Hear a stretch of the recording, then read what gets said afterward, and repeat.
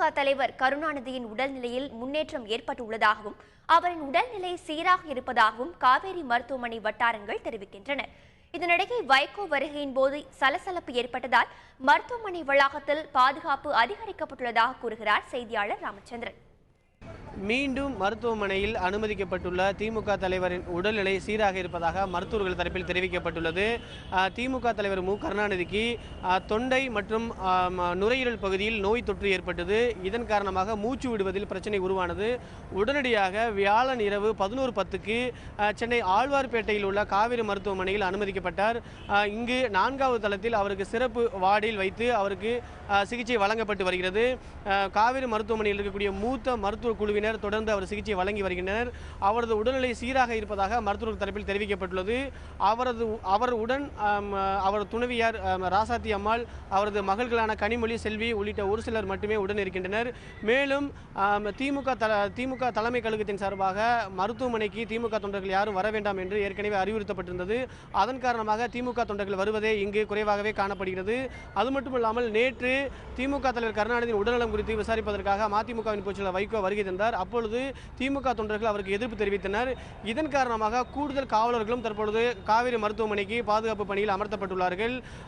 திமுக தலைவர் கருணாநிதியின் உடல்நிலை சீராக இருப்பதால் அடுத்த ஒரு சில தினங்களில் அவர் வீடு திரும்புவார் என்று எதிர்பார்க்கப்படுகிறது. தந்தி டிவி செய்திகளுக்காக ஒளிப்பதிவாளர் பாலாஜியுடன் ராமச்சந்திரன். இதனிடையே தமிழக காங்கிரஸ் மூத்த தலைவர்கள் குமரி அனந்தன், KV தங்கபாலு, தமிழக வாழ்வுரிமை கட்சியின் தலைவர் வேல்முருகன், அனைத்து விவசாய சங்கங்களின் ஒருங்கிணைப்பாளர் PR பாண்டியன், தமிழ்நாடு வணிகர் சங்கங்களின் பேரமைப்பு தலைவர் விக்ரமராஜா ஆகியோர் மருத்துவமனையில் அனுமதிக்கப்பட்டுள்ள திமுக தலைவர் கருணாநிதியை சந்தித்து நலம் விசாரித்தனர். தமிழக மக்களுக்கு தன்னுடைய தலைமையிலான திராவிட முன்னேற்றக் கழகத்தின் மூலம் நல்ல பங்களிப்பை வழங்க வேண்டும்.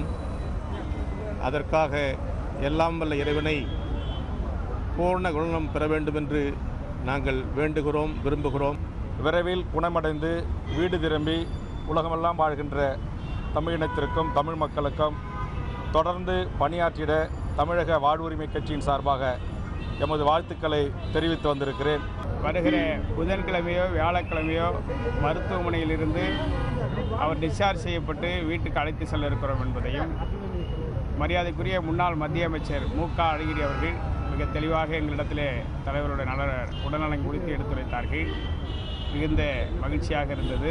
தமிழ்நாடு வணிகத்துறை பேரமைப்பு அவர் விரைவாக குணம் பெற்று நலம் பெற்று சீரோடு தமிழக மக்களுக்கும் தமிழக வணிகர்களுக்கும் வந்து பணியாற்ற வேண்டும் என்பதை எல்லா வல்ல இறைவனை வேண்டி நாங்கள் வாழ்த்துகிறோம்.